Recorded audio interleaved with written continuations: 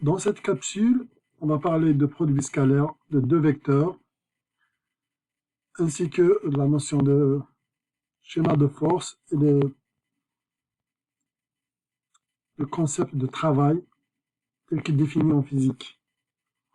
Donc d'abord le produit scalaire, lorsque deux vecteurs sont donnés sous la forme algébrique. Donc admettons qu'on a vecteur U avec deux composantes U1 et 2, vecteur V avec deux composantes V1, V2, le produit scalaire. Donc, il est noté avec un point. Donc, on ne peut pas mettre X, c'est un produit, c'est vrai, c'est une multiplication, mais c'est un produit particulier qu'on appelle le produit scalaire. Le produit scalaire, c'est le produit des composantes X des deux vecteurs, plus le produit des composantes Y des deux vecteurs. Et donc, vous voyez bien que le résultat, c'est un réel, c'est un scalaire. C'est pour ça qu'on appelle le produit scalaire, parce que le résultat de cette opération, c'est une opération entre deux vecteurs. Et son résultat, c'est pas un vecteur, mais c'est un scalaire, c'est un nombre réel. Ça s'appelle donc le produit scalaire. Exemple, prenons U et V, tel que défini ici, ben, le produit scalaire, c'est UV. Noté avec un point, c'est comme ça qu'on note le produit scalaire, entre deux vecteurs. Donc c'est tout simplement 1 fois moins 2, plus 4 fois 3. Comme ça que c'est défini. Et ça donne 10. Pour le deuxième, on obtient moins 8. Voilà. Donc on vient de définir le produit scalaire, notamment lorsque le vecteur est donné sous sa forme cartésienne, ou bien sous sa forme algébrique. Si le vecteur, du point de vue géométrique en fait, du point de vue géométrique, on peut définir le produit scalaire de la manière suivante. Donc le produit scalaire, c'est la norme du premier fois la norme du second fois cosinus θ. Cosinus θ, c'est l'angle entre les deux vecteurs. C'est l'angle entre deux vecteurs, tel que je l'ai défini dans la capsule précédente. Qu'est-ce que ça représente géométriquement, le produit scalaire? Il représente la chose suivante. Considérons donc un vecteur U et un vecteur V. Considérons l'angle entre les deux vecteurs, c'est θ.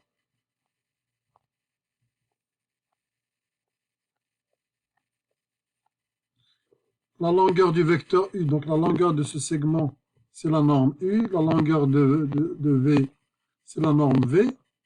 Si on fait une projection du vecteur V sur le vecteur U, on fait une projection orthogonale, alors la longueur de ce segment est la norme V fois cosinus θ. Donc la longueur du segment qui est la projection du vecteur V, la projection orthogonale du vecteur V sur le vecteur U,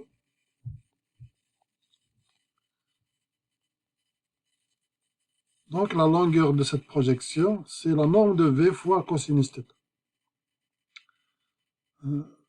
Voilà, donc finalement, qu'est-ce que ça nous donne, le produit scalaire? D'abord, c'est la norme de U, donc la longueur du vecteur U, fois la longueur de cette projection. La longueur de cette projection, on a dit, c'est la norme de V cos θ, telle que définie ici. Finalement, le produit scalaire entre deux vecteurs, c'est la norme de l'un multipliée par la norme de la projection du deuxième sur le premier. Voilà, en gros, l'interprétation géométrique du produit scalaire. Donc, on a finalement deux définitions du produit scalaire. On avait une qui utilise les composantes. On vient d'avoir une deuxième qui utilise les normes et l'angle entre les deux vecteurs. Finalement, cette deuxième, elle permet souvent de trouver l'angle entre deux vecteurs lorsqu'on connaît les composantes. Okay, donc, lorsqu'on connaît les composantes, du fait qu'on a l'égalité entre les deux définitions du produit scalaire, ça nous permet de trouver l'angle finalement entre deux vecteurs. Exemple, faire un exemple. Quel est l'angle entre le vecteur U et le vecteur V? Commençons par calculer le produit scalaire. Donc, soit θ, on va dire soit θ l'angle entre les deux vecteurs. On a donc, d'après la définition du produit scalaire, la deuxième définition du produit scalaire utilise les normes. Donc, on va essayer de calculer d'abord les normes des deux vecteurs. On a donc les normes et on a la chose suivante, et on a le produit scalaire ici donné avec les composantes. On peut l'écrire en deuxième lieu avec la forme géométrique du produit scalaire, U fois V. On a ici la norme de U, norme de V, cos θ. La norme de U, c'est racine de 20, donc c'est 5 racine de 20, cos θ. Je vais combiner une et deux, parce que dans une, on a trouvé que le produit scalaire, c'est égal à moins 4.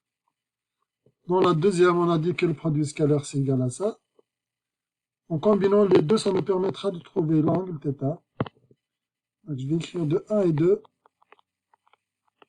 Et 2. On obtient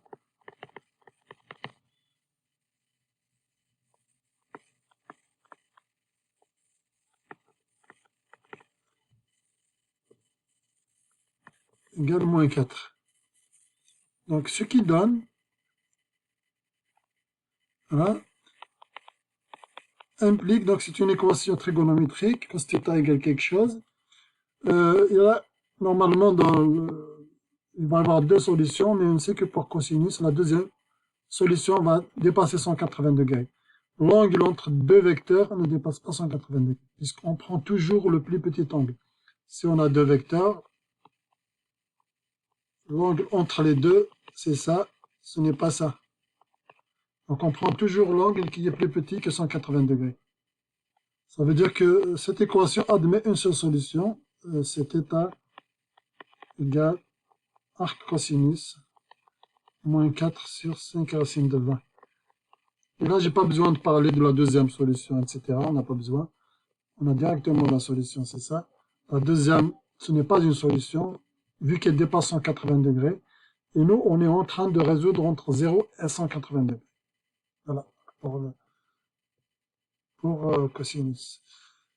Ça nous donne l'angle 100,30 degrés, approximativement. Voilà, et on peut faire une vérification du résultat en regardant la norme U fois la norme V fois cosinus de 100,30 degrés. On va voir est-ce que ça va nous donner moins 4. On va calculer le produit scalaire avec cette deuxième formule. On va voir est-ce que ça correspond au calcul qu'on a fait avec la première formule. Je vous demande de faire cette vérification à titre d'exercice. Et quand vous allez faire la vérification, on ne va pas trouver moins 4 exactement, puisqu'ici, en fait, l'angle, c'est pas exactement 100,30. Donc, j'ai arrondi au centième le plus proche. Donc, ça risque de ne pas être égal à moins 4 de façon très précise. Mais, en gros, c'est ça le calcul. Donc, finalement, l'angle entre les deux vecteurs, c'est 100,30 degrés. C'est ça notre réponse finale à la question posée. Vous pouvez ajouter une phrase ici. L'angle entre les deux vecteurs, c'est 100,30 degrés. Mais je l'ai défini ici, on a défini θ. C'est quoi? C'est l'angle entre les deux vecteurs. On peut juste écrire la réponse de cette manière. Le vecteur parallèle, lorsque les vecteurs sont parallèles, on peut utiliser la notation suivante. Donc les vecteurs sont parallèles si l'angle entre les deux c'est 0 degré ou bien c'est 180 degrés. Ça, deux vecteurs parallèles. Ils sont perpendiculaires. On dit aussi qu'ils sont orthogonaux. On utilise ce symbole pour dire qu'ils sont orthogonaux. Lorsque l'angle entre les deux, c'est 90 degrés. Okay, c'est 90 degrés. Donc je répète Je rappelle que l'angle entre deux vecteurs, c'est une quantité entre 0 et 180 degrés. Alors, la notion de produit scalaire est liée aux vecteurs lorsqu'ils sont perpendiculaires en tout cas. Pour savoir si deux vecteurs sont perpendiculaires, on peut utiliser le produit scalaire. Parce que, tel qu'on l'a défini ici, vous imaginez la définition point de vue géométrique. C'est la norme de U fois la norme de V cos θ. Imaginez θ, c'est pi sur 2. C'est-à-dire c'est 90 degrés. Cos 90 degrés, c'est 0. Donc on va avoir le produit scalaire, il est nul. Donc lorsque le produit scalaire il est nul, l'angle entre les deux vecteurs est forcément 90 degrés. C'est-à-dire les deux vecteurs sont orthogonaux, sont perpendiculaires. De façon similaire, lorsqu'ils sont parallèles, les deux vecteurs sont parallèles. C'est-à-dire l'angle entre les deux est ou bien 0 ou bien 180 degrés. Dans ce cas-là, cos θ, c'est ou bien 1 ou bien moins 1. Alors, on va le voir, si le produit scalaire, c'est juste le produit des deux normes, ça veut dire que cos θ, c'est 1. Donc l'angle, c'est 0. C'est égal au produit des deux normes multiplié par moins 1. Ça veut dire que θ, c'est 180 degrés. Donc l'angle entre les deux vecteurs, c'est 180 degrés. Donc je vais faire l'exemple qui est donné. Alors donc l'exemple 8.7. On veut savoir si les vecteurs sont perpendiculaires ou s'ils sont parallèles. On va calculer le produit scalaire dans ce cas-là. On trouve moins 375 pour le produit scalaire. Donc le produit scalaire, il est différent de 0, implique U et V ne sont pas perpendiculaires. Donc je vais mettre ça, je vais le barrer comme ça, même si on n'a pas utilisé ce symbole. C'est juste une manière de dire, peut-être c'est mieux d'écrire entre parenthèses non perpendiculaires, non orthogonaux.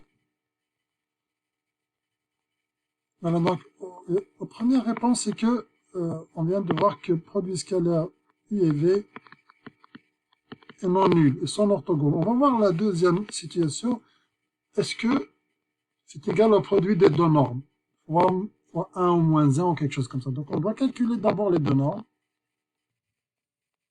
Donc on obtient la norme U et V, on voit que le produit des deux normes, ça donne 375. Ici, on a vu que le produit scalaire, c'était moins 375. Voilà. On a finalement le produit scalaire UV, c'est égal à moins U fois V. Mais on sait que nous, c'est norme de U fois norme de V fois cos θ. Ça veut dire que cos θ égale moins 1. Implique θ égale 180 degrés. Donc l'angle entre les deux vecteurs, c'est 180 degrés. Les deux vecteurs sont parallèles. Est-ce que j'ai défini θ ici? Ok. Finalement, je vais l'écrire ici. Donc soit l'angle entre U et V égale θ. θ égale 180 degrés implique que les deux vecteurs sont parallèles. Donc on doit répondre à la question telle qu'elle est posée. Est-ce qu'ils sont parallèles? Oui. Les deux vecteurs sont effectivement parallèles. Ils ne sont pas orthogonaux. Non seulement ils sont parallèles, mais on connaît l'angle entre les deux. C'est 180 degrés. Voilà, donc on vient de voir l'utilisation du produit scalaire pour voir si deux vecteurs sont parallèles. Pour voir si deux vecteurs sont perpendiculaires, c'est très pratique d'utiliser le produit scalaire. Donc lorsqu'on a les vecteurs sous forme vectorielle comme ça, c'est très pratique, sous forme algébrique, pardon, c'est très pratique d'utiliser le produit scalaire, puisque si c'est nul, ils sont orthogonaux.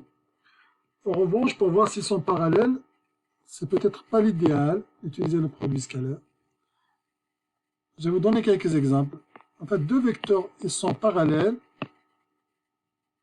Si l'un peut s'écrire, donc V est parallèle à U, si l'un ou l'autre, choisissez, si par exemple U, c'est égal à une constante fois V. Si vous avez cette situation directement, les deux vecteurs sont parallèles. Je vais vous donner un exemple. Considérons le vecteur U3, 5, V9, 15. Là, vous voyez, j'utilise des parenthèses au lieu des crochets. Souvent, j'utilise des parenthèses. Même si dans votre document de cours, c'est des crochets. Pour ne pas confondre avec les coordonnées d'un point, on n'a pas de problème à créer des parenthèses comme ça. En tous les cas, U et V désignent deux vecteurs. Si on me demande de voir s'ils sont parallèles, je peux écrire directement U ou V en fonction de l'ordre. Je vois par exemple V c'est 9. Si je multiplie 3 fois 3, ça donne 9. C'est-à-dire je remarque que V c'est égal à 9, 15. Vous pouvez mettre des crochets ici. On va essayer d'utiliser la notation de votre document. C'est des crochets. C'est 9, 15. On peut l'écrire, c'est 3 fois 3, 5. C'est égal à 3 fois le vecteur U. Donc on voit qu'il y a une relation linéaire entre les deux. Une constante, l'un est une constante fois l'autre. J'aurais pu écrire aussi U, c'est 1 tiers V. C'est la même chose. Si on a une relation U égale une constante fois V, implique directement U est parallèle à V. Donc on aurait pu utiliser ça. Et souvent c'est ça qu'on utilise parce que c'est pratique. Il suffit de ramener une des composantes, c'est une constante en fonction de l'autre. Et puis voir est-ce que c'est la même proportion, ou alors on fait, ou alors le moyen le plus pratique est de faire le rapport des composantes. Lorsqu'il n'y a pas de zéro en tous les cas, il n'y a pas de zéro dans les composantes, je fais juste le rapport ici. Parce qu'il y a un zéro, c'est des cas particuliers qui sont faciles à résoudre lorsqu'il y a un zéro. S'il y a zéro partout, les deux vecteurs, ça veut dire, sont directement sur l'axe des Y, sont forcément parallèles. S'il y a des zéros ici, voilà. Donc, admettons, il n'y a pas de zéro. Parce que les cas où il y a des zéros, j'ai dit, c'est des cas particuliers faciles à résoudre. Je fais le rapport 9 sur 3 et 15 sur 5. Je vais voir est-ce que c'est le même rapport. Donc, 9 sur 3, c'est 3. 15 sur 5, ça donne 5. Là, ça donne 3, pardon. Donc, c'est le même rapport. Ça veut dire que là, peut s'écrire en fonction de son rapport V, c'est 3 fois U. Voilà comment on utilise donc cette chose, la propriété de linéarité. Linéarité veut dire un vecteur, une constante fois l'autre. Pour trouver ces deux vecteurs sont parallèles. Donc on revient à l'exemple précédent que j'aimerais résoudre de cette manière. On l'a fait avec le produit scalaire. Maintenant on va le faire comme ça. Donc on va essayer de voir leur rapport composante sur composante. Donc il n'y a pas de composante nul ici. On ne peut pas déduire facilement s'ils sont linéaires. On a vu qu'ils n'étaient pas perpendiculaires avec le produit scalaire. On va juste checker la linéarité, s'ils sont collinéaires ou s'ils sont parallèles. On dit le mot ils sont collinéaires. Lorsqu'ils sont parallèles, collinéaires veut dire l'un, c'est une constante fois l'autre. Regardons donc de près. Donc je cherche le rapport moins 12. Oh, je commence par V. Donc 20 sur moins 12. Est-ce que c'est égal à moins 15 sur 9? Là, on peut faire le calcul avec la calculatrice, 20 sur moins 12. Mais ça risque d'être un chiffre à virgule. On peut faire le produit croisé pour tester l'égalité. On peut juste voir est-ce que, ou bien, est-ce que moins 12 fois moins 15, est-ce que c'est égal à 9 fois 20? On va faire ça. Donc on voit ici que c'est 180. Et c'est égal à 180. Donc oui, le produit croisé est vérifié. Donc oui, cette égalité a lieu. On aurait pu directement calculer les fractions également. Sauf qu'avec les fractions, on va travailler avec des virgules. Si on n'a pas une très très bonne précision sur la calculatrice, on peut avoir un résultat erroné ici. Bon, admettons. Donc ici, on va trouver 1 1,6. Mais si on laisse l'écriture périodique du chiffre, là on va voir aussi c'est moins 1,6. C'est la même chose. On voit que le rapport est constant. Le rapport à la composante de l'un sur l'autre et la deuxième composante sur la deuxième de l'autre, elle est constante. Donc j'ai divisé V sur U en quelque sorte. Attention, il n'y a pas de division entre deux vecteurs.